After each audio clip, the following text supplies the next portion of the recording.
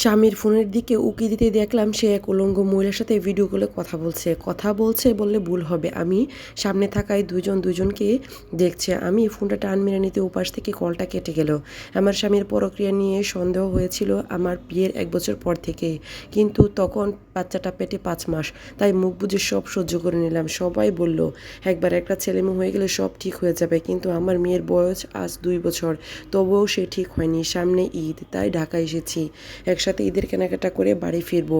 ও সকালে 5টা বাজে কাজে যায় আর রাতের বেলা 1টায় বাড়ি ফিরে। এত দেরি কেন জিজ্ঞেস করলে বলে ঈদ সামনে, তাই কাজ বেশি। কিন্তু আমি বুঝি না ঈদের সময় রডের মিলে কিসের এত চাপ। রড দিয়ে কি আজকাল মানুষ জামা কাপড়ও বানায়? চরিত্রহীনের মতো এমন কুকর্ম করতে গিয়ে ধরা খেয়েছে বউয়ের কাছে। এর জন্য বিন্দু পরিমাণ লজ্জাও নেই, উল্টো আমাকে আবল তাবল বুঝাতে আসছে।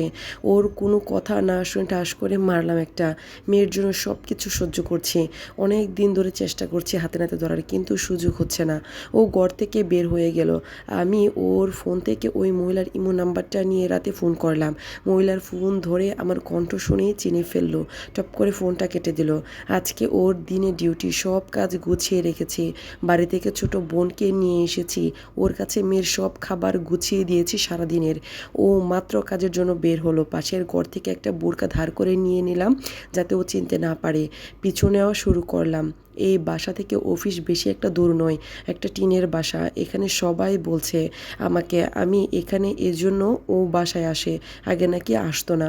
ওকে পিছু নিতে নিতে যাচ্ছি। অফিসে না ঢুকে অফিসের বাঁ দিকের গলিতে ঢুকলো। আমিও গেলাম। সামনে এগিয়ে ডান পাশের একটা 7 তলার বাড়িতে ঢুকলো।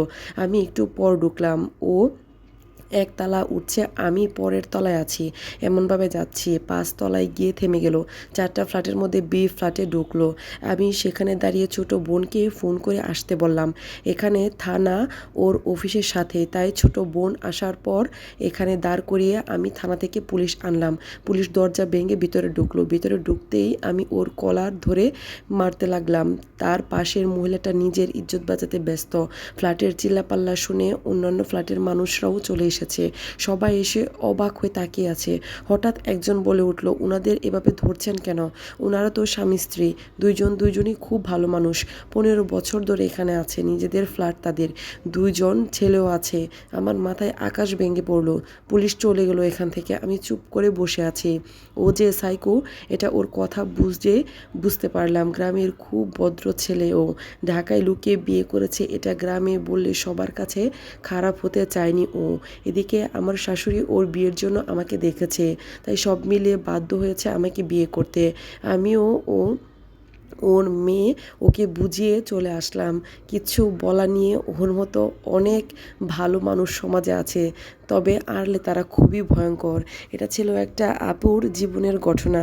এই ঘটনা যদি আপনাদের ভালো লেগে থাকে অবশ্যই ভিডিওতে একটা লাইক এবং শেয়ার করে যাবেন। আজকের মতো এই পর্যন্ত।